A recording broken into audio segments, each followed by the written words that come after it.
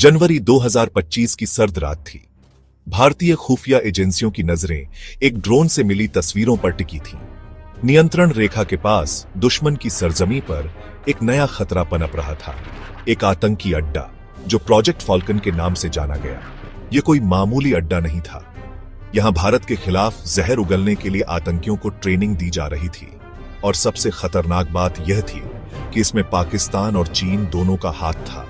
राष्ट्रीय सुरक्षा सलाहकार NSA की अध्यक्षता में एक आपात बैठक बुलाई गई। तस्वीरें साफ थीं, दुश्मन तैयारी कर रहा था, एक बड़ा हमला होने वाला था। भारत के पास दो ही रास्ते थे, या तो चुपचाप बैठकर खतरे को और बड़ा होते देखता रहे, या फिर वार करता, इससे पहले कि दुश्मन वार करे। फैसला लिया गया, भारत चुप नहीं बैठेगा, दुश्मन को उसके घर में घुसकर मिटाया जाएगा। ऑपरेशन ध्वंस को हरी झंडी मिल चुकी थी।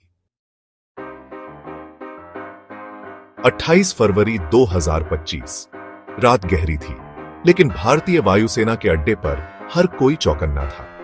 3 स्क्वाड्रन तेजस, मिराज 2000 और सुखोई 30 को तैयार रहने का आदेश मिला।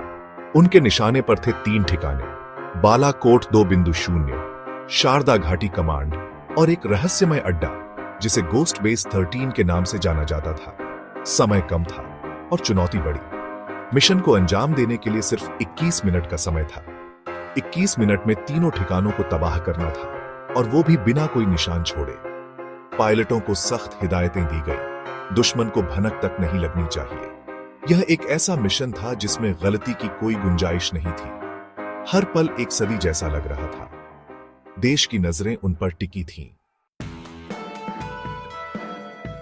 3:10 अंधेरे को चीरती हुई भारतीय वायुसेना की स्क्वाड्रन ने उड़ान भरी।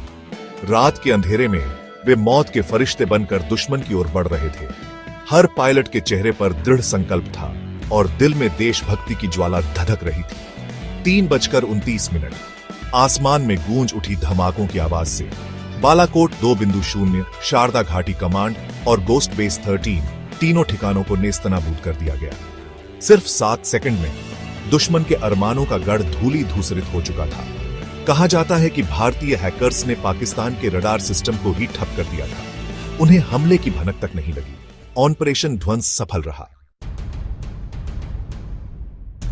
सुबह होते होते #BlackSky 2025 सोशल मीडिया पर ट्रेंड करने लगा।